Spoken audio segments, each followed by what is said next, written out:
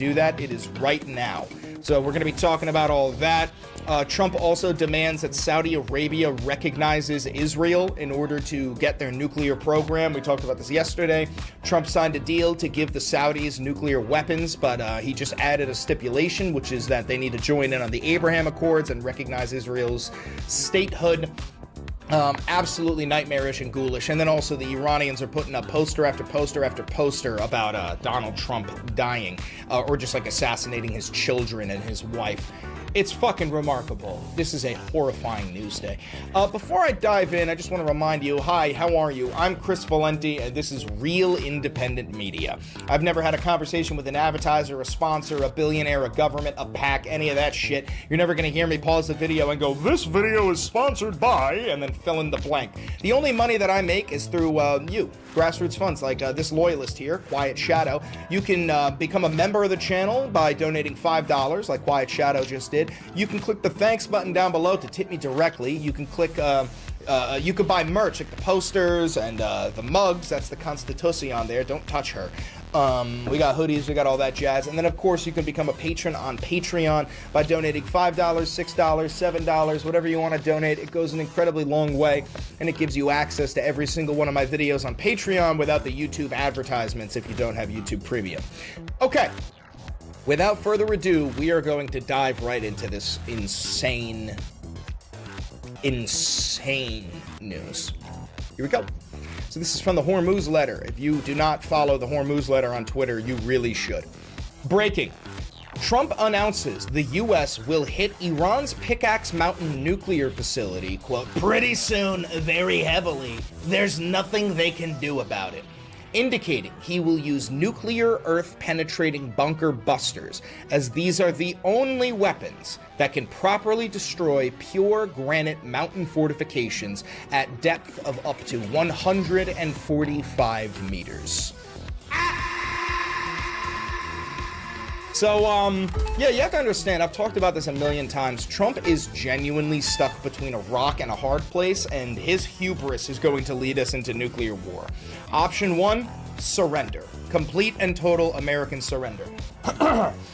Which technically we already did when Trump signed the 14-point Memorandum of Understanding. Problem is, Trump can't read. Trump did not read the Memorandum of Understanding, and when he started to realize that this was America conceding to Iran, he immediately shifted course, and now we are on day 12 of consecutive bombing campaigns.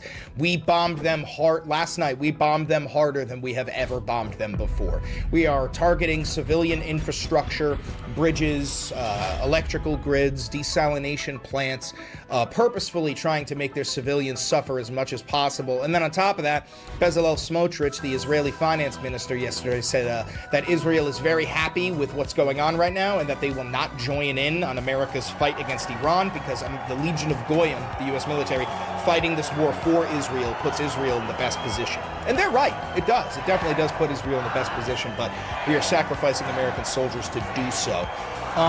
So, and one side, this is surrender, and then that's the rock, and then the hard place is Trump using nuclear weapons in order to blow up these nuclear facilities, and we don't have any evidence that they're even there, which will fail. I hope you understand that even if we do use nuclear weapons on Pickaxe Mountain, it's still not going to work. We're not going to be able to destroy the nuclear facility, which will then lead to the ground invasion. In Trump's mind, using a nuclear weapon is better than doing a ground invasion because he knows what will happen if we do a ground invasion.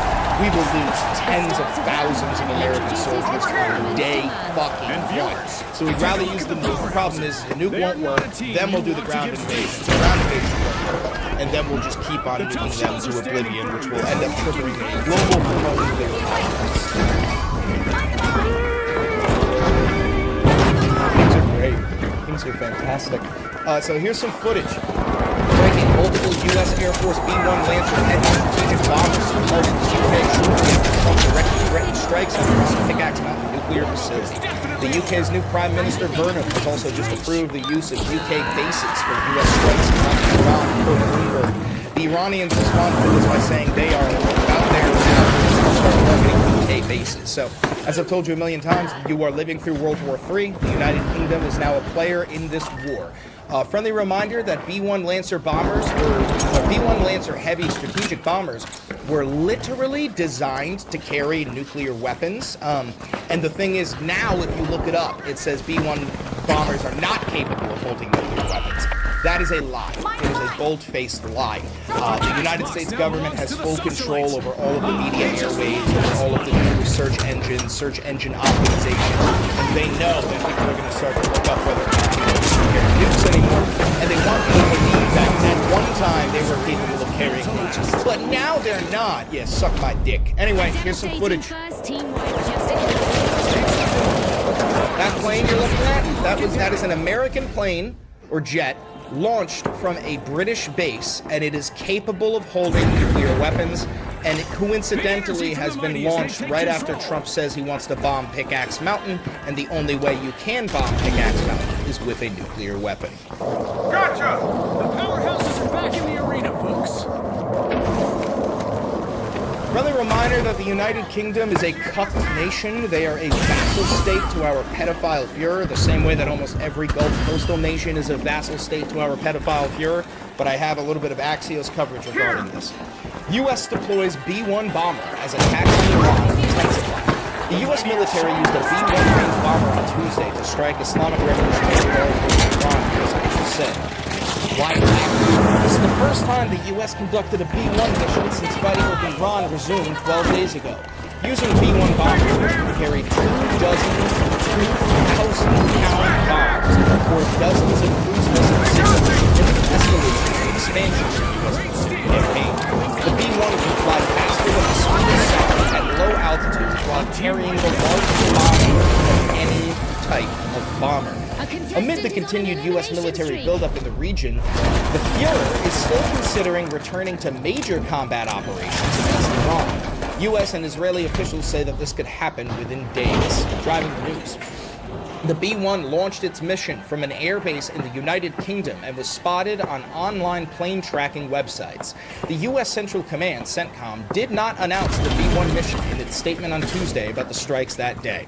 See, this is why I tell you can't trust CENTCOM, and you'll actually, you're better off if you're trusting Iranian state-controlled media. Because the Iranians will at least tell you, hey, we saw a B-1 above our heads. CENTCOM is state-controlled media, and the entire United States government is a fascist organization, and they do not want you to panic, so they're not going to tell you that we are headed towards nuclear war. CENTCOM assets targeted Iranian military operation centers, maritime capabilities, aircraft hangars, drone storage facilities, and military logistics infrastructure to further degrade Iran's ability to threaten commercial ships in the Strait of Hormuz. It is unclear what the B-1 attacked and whether the massive mission was more effective than other strikes over the last few days. The U.S. conducted several B-1 missions during Operation Epic Fury, hitting missile bases, command centers, weapon storage facilities, and air defense systems. Friendly reminder that Operation Epic Fury, Epstein Fury, sorry, I'm mistaken.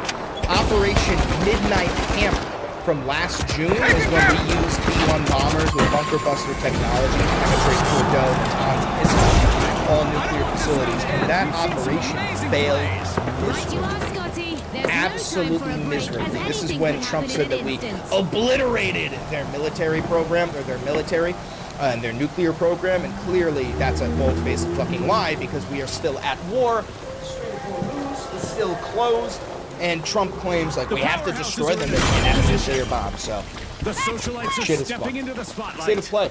Despite the expansion of U.S. strikes, the Iranian regime hasn't seemed to change its position on the Strait of Hormuz, and it is still conducting attacks against U.S. bases in the region.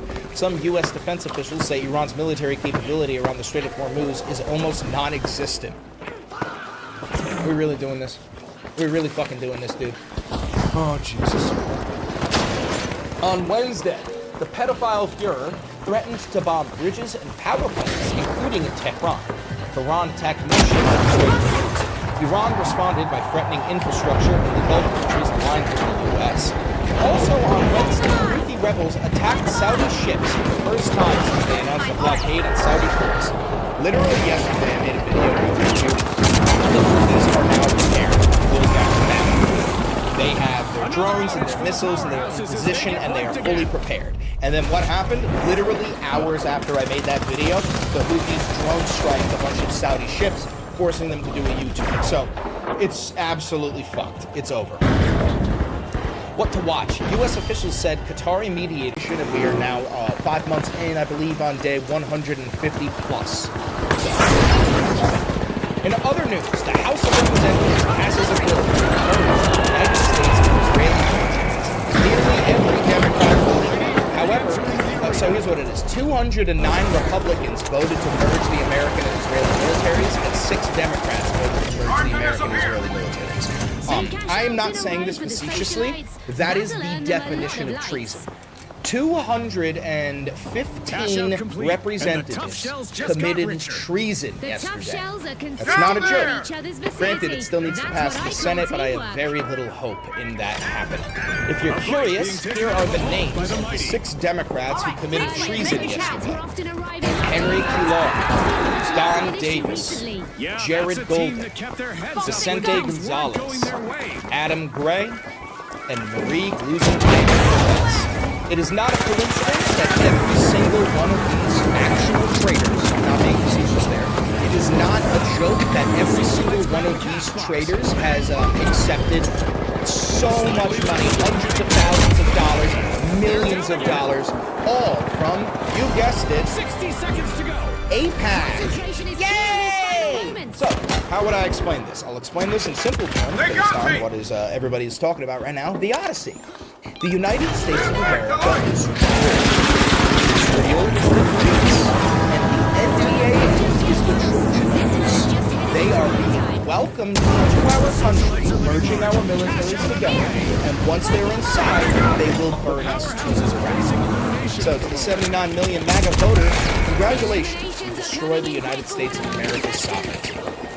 Alright, so this is important. I got this highlighted here. This is an article about this from The Hill. Thomas Massie and Representative Ro Khanna sought to strip Section 219 from this measure, which would direct Defense Secretary Pete Hegseth to appoint a, quote, executive agent at the Pentagon to supervise the United States-Israel Defense Technology Cooperative Initiative. Massie's amendment to the provision was excluded by the House earlier this week. The House adopted 2 amendments from Representative Anna Paulina Luna to alter Section 219, striking the line "and annually thereafter until 2030, and inserting, quote, "and annually thereafter until the date on which there is no longer an executive agent designated under subsection A." So what this means is the original version of Section 219, the merging of the U.S. and Israeli militaries, said that this will last until 2030. Now it says that this will last until there's no longer an Israeli executive agent embedded within the Pentagon, which could mean one of 2 things. It means that it could last 1 year if you get the right person elected to the presidency in 2028, or it means it could last forever. That's what that means. I regret to inform you that the United States of America has genuinely fallen. Alright, in other news, we have another one here. This is really crazy. We're going to scroll down to the bottom to show you this. The House passes GOP stock trading ban bill.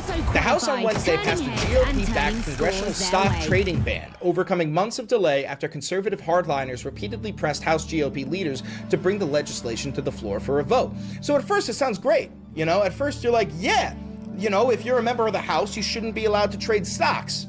Here's the thing. On the bottom here, it says, the Combined Stop Insider Trading Act and Voter ID Act. So what's going to happen? So let me explain this in very dumb terms, okay? In very simple terms. The Republicans proposed a very popular legislation, which is you shouldn't